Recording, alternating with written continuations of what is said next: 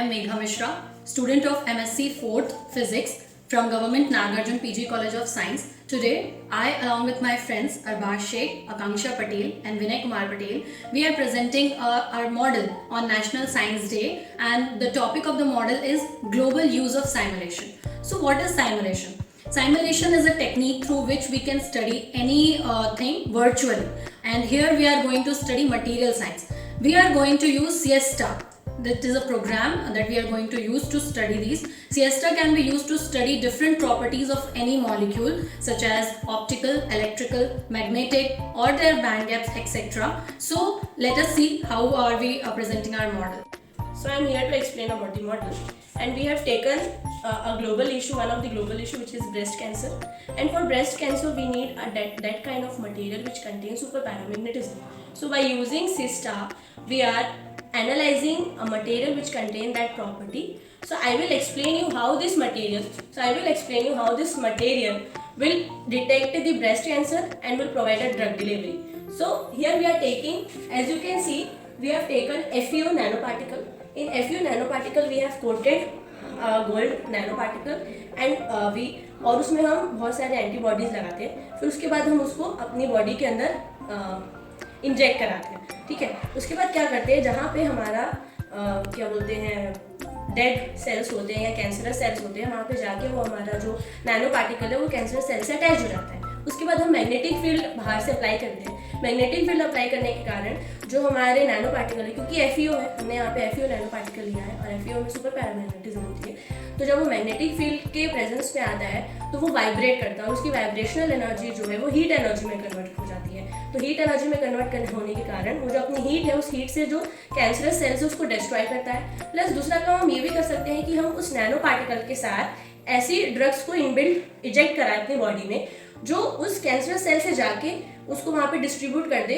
और जो cancerous cells हैं उनको वहीं पे ख़त्म कर दे. तो दो काम कर सकते हैं. डिटेक्शन का काम कर सकते हैं कि हम मैग्नेटिक फील्ड लगाएंगे और वो अलाइंड होंगे, जैसे एमआरआई में होता है. एमआरआई में बेसिकली क्या होता है, जो हमारे वाटर मॉलिक्यूल्स होते हैं वो मैग्नेटिक फील्ड के प्रेजेंस में ऐसे अलाइंड होते हैं और उसकी इमेज हमको दिखती है. तो नैनो पार्टिकल हमारे ये हेल्प करता है कि वो जो इमेज होती है उसको हमको फाइन दिखाता है, जो कि इनिशियल स्टेज में ऐसा पॉसिबल हो सकता है कि कैंसर सेल्स का उतना अच्छा इमेजिंग ना दिखे हमको, लेकिन अगर हम नैनो पार्टिकल का यूज़ करते हैं तो वो जो इमेजिंग है वो बहुत क्लियर आती है और जिसके कारण हमको डिटेक्शन अर्ली स्टेज में पता चल जाएगा और उसको फिर हम जो उसका ट्रीटमेंट अच्छे से कर सकते हैं. प्लस ट्रीटमेंट के दौरान क्या होता है कि जैसे हम जानते हैं कीमोथेरेपी से क्या होता है कि हम बॉडी में कीमो तो देते हैं, तो कीमो जो है कैंसर सेल के साथ साथ जो लिविंग और हेल्दी सेल्स उसको भी डिस्ट्रॉय कर देता है. तो अगर हम नैनो पार्टिकल का यूज़ करते हैं तो वो सिर्फ कैंसर सेल्स को ही डिस्ट्रॉय करता है, हमारी healthy cells as it is रहती है, उसमें कहीं भी डैमेज नहीं आता है. तो एक बहुत बड़ा एडवांटेज है यूजिंग सिस्टा कि हम नैनो पार्टिकल्स का यूज़ कर रहे हैं, प्लस हमको कोई भी चीज़ को फिजिकली मैन्युफैक्चर नहीं करना पड़ रहा, क्योंकि नैनो पार्टिकल का वैसे मैन्युफैक्चरिंग बहुत कॉस्टली है, एक्सपेंसिव और टाइम टेकिंग है. तो सिस्टा का यूज़ करके हम उस मटेरियल्स की प्रॉपर्टीज़ को पता करते हैं और उसका एप्लीकेशन कहाँ है, कहाँ ग्लोबली कहाँ यूज़ हो रहा है उसका काम करते हैं. Now my friends will tell you more about how this system works and how do we calculate the problem. I am Arbaaz Sheikh. I am going to tell you about a pre-processing tool in Siesta, which is Avogadro. Because before knowing the properties, we have to design a molecule or create it using an application, which is known as Avogadro. So let us see it.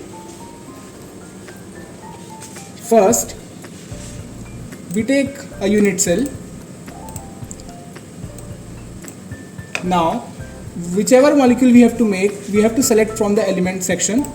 For example, we are making FeO, so we will first select iron molecule, put it in the unit cell. Now we will select oxygen.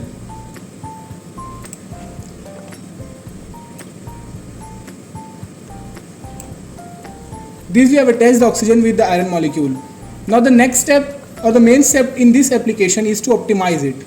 We use Ctrl plus Alt plus O. This is a command for optimizing it. By this, our molecule get optimized, and here we are able to see some parameters and the cell matrix which is shown in the Avogadro application. Myself Vinay Kumar Patel. So for final optimization of any molecule, we have some pre-requisites file. These can be shown here. So जैसे कि आप यहाँ पे देख सकते हैं, जैसे हमको अभी यहाँ पे 2O3 मॉलिक्यूल का ऑप्टिमाइजेशन कराना है तो हमारे मॉलिक्यूल में जितने भी एलिमेंट्स होंगे हमको उसके लिए इंडिविजुअली अलग अलग पीएसएफ फाइल चाहिए होता है। जैसे मेरे मॉलिक्यूल में 2 एलिमेंट हैं, एक है Fe और दूसरा है O, तो हमें दोनों के लिए इंडिविजुअल डिफरेंट पीएसएफ फाइल चाहिए है। तो हमने यहाँ पे दोनों का पीएसएफ फाइल इंट्रोड्यूस कराया हुआ है। साथ ही साथ हमें एक तीसरा फाइल की जरूरत पड़ती है जो कि होता है .fdf file. It is abbreviation of flexible data format. हम यहाँ पे डिफरेंट, अगर मैं इसको ओपन करूँ आप देख सकते हैं यहाँ पे डिफरेंट तरह के फ्लैग्स हैं और डिफरेंट तरह के नोटेशंस हैं। हम अपने मॉलिक्यूल के अकॉर्डिंग हम इन वैल्यूज नोटेशंस को चेंज करते हैं। जैसे यहाँ पे आप देख सकते हैं सिस्टम लेवल है, सिस्टम नेम है, नंबर ऑफ एटम्स है। हमारे मॉलिक्यूल में टोटल नंबर ऑफ एटम्स 5 है, इसलिए हमने यहाँ पे 5 लिखा है। अगर आप दूसरे मॉलिक्यूल लेंगे जैसे CDS लिए तो वहाँ पे आपका जो नंबर ऑफ एटम्स है वो 2 हो जाएगा। वैसे ही आप नीचे बढ़ते चले जाएंगे तो आपको यहाँ पे एक ब्लॉग मिलेगा जहाँ पे आपको मेंशन दिखेगा कि एटॉमिक कोऑर्डिनेट है ये। तो इससे पहले वाले सेक्शन में आपने देखा कि हम कैसे किसी भी मॉलिक्यूल का एटॉमिक कोऑर्डिनेट डिजाइन कर सकते हैं वाया एवोगैड्रो। तो वहाँ से हम स्पेसिफिकली मॉलिक्यूल का एटॉमिक कोऑर्डिनेट एक्सट्रैक्ट करेंगे और यहाँ पे आके पेस्ट कर देंगे।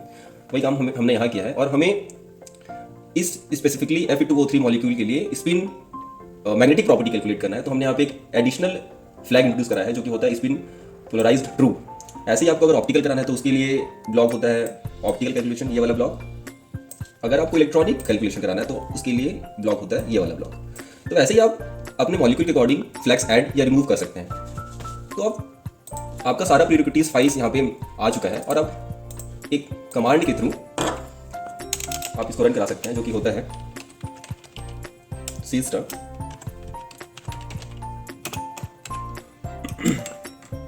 फाइल का नेम .fdf,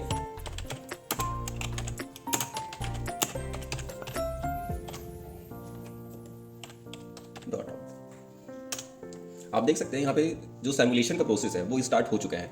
ऐसे ये depending on your taken molecule ये अपना टाइम लेता है और आफ्टर सम टाइम ये आपको अपना फाइनल रिजल्ट दे देता है। तो ये जब पूरा रन हो जाएगा तो हमें इसका मैग्नेटिक ग्राफ मिलेगा जो कि कुछ ऐसा दिखता है।